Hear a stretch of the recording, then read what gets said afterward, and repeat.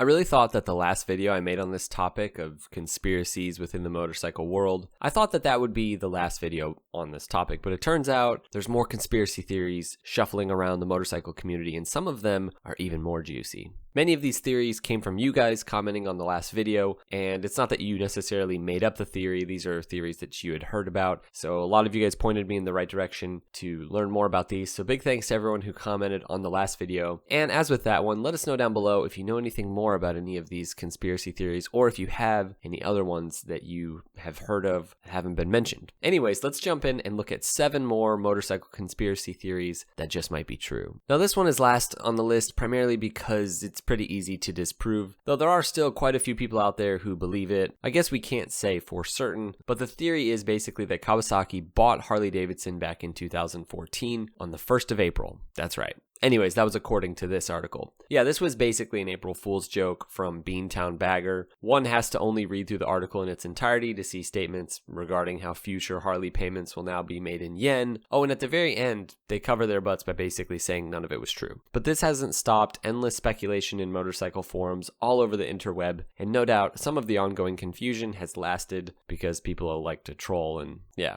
But maybe there's some other evidence out there that Harley may have been bought by the Big Green. Yeah, I don't think there is.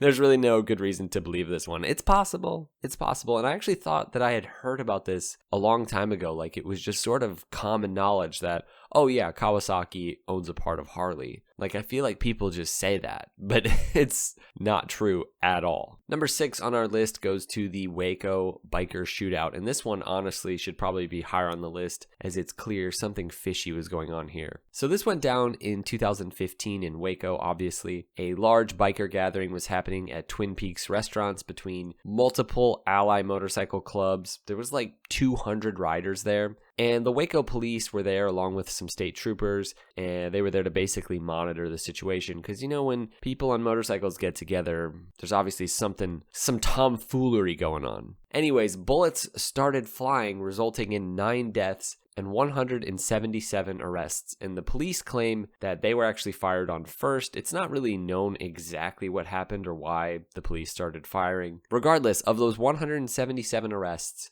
nobody was convicted. Basically, the police were claiming that the people who were arrested were involved in all sorts of crimes, and none of these arrests panned out. Like, no one was convicted of anything. So there's quite a few conspiracy theories surrounding this. Theorists claim that basically the event and the shootout was started by the police to try to convict the bikers who they wanted to pin some crimes on. Regardless, so little was actually disclosed by the police department that much of this event is still kind of shrouded in mystery today, even still. There are a few documentaries, I believe, on this topic. But yeah, quite a few theories surrounding this one very weird event. All right, number 5 goes to the Maico sabotage theory. Now, there's this really great, I think, 2-part article detailing what the theory involves, though he doesn't really present it as a theory, like he presents actual documentation and evidence and stuff. Maico was a motorcycle company primarily known for their successful enduro and motorcycle bikes. Back in the 70s, this is a classic David and Goliath story with Maico taking on the bigger and obviously better funded factories and teams, but for our purpose, it's the company's demise in the 80s that's really kind of always been a bit mysterious. But know this, Maico dirt bikes, they're kind of the stuff of legend. Now this article that I've linked below covers the theory, but essentially it's this. Someone in the company or in the family basically had to have sabotaged the bikes released in 82 and 83.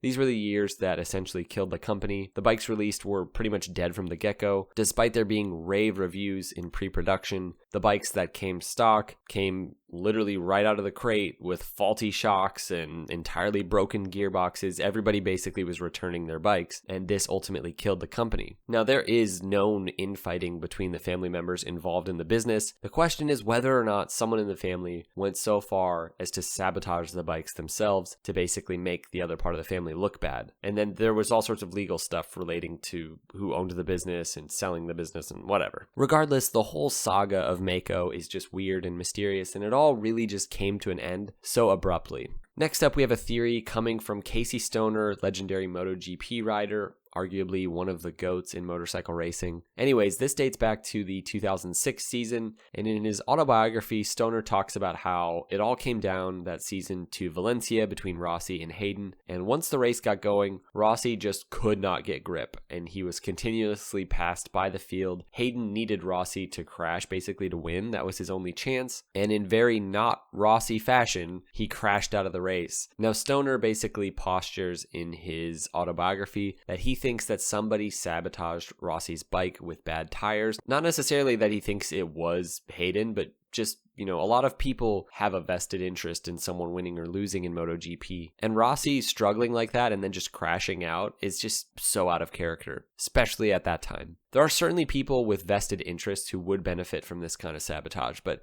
it's impossible to say if or how often this kind of thing can go on in MotoGP. But I'm sure it does on some level. Number 4 goes to a theory surrounding Lawrence of Arabia, and specifically his motorcycle crash and subsequent death on a Brough Superior. Now, this theory is pretty simple, but basically some people have postured that Lawrence of Arabia knew too much. Like, he was just too involved with what was going on in Great Britain, and they say that there were also potential plans that Churchill was going to make him the head of the British intelligence community.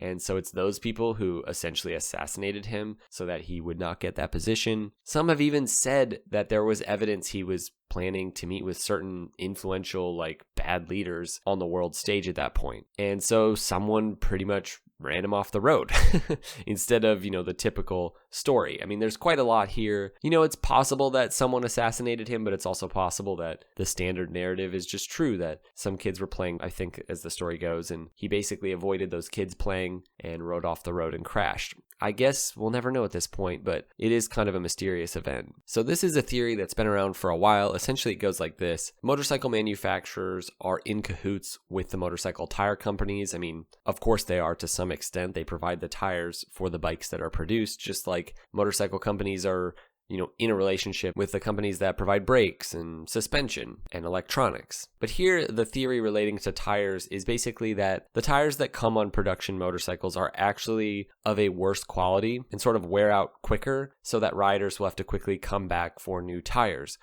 of better quality. Basically, a specific tire that's on a brand new motorcycle is of less quality than that of a tire bought off the shelf. That's the theory. I'm not sure what you guys think of this. Maybe you've experienced new tires on new bikes wearing out faster. Maybe you haven't. I don't know. Let us know in the comments if you think there's any potential truth here. All right, on to number 1. And, I'm sure a lot of you guys who are watching this have seen that weird clip of Shia Labeouf staring at the guy on a motorcycle. Basically, this random guy just pulls up to a light on his bike and he looks to his right, and there's Shia Labeouf in a truck just staring at him. Now, there's no theory here. This did happen. That is Shia Labeouf, and it is weird. And they have this sort of very straightforward motorcycle to car driver conversation. And there's no oh my God, Shia LaBeouf. They just sort of say, hey man, what's up?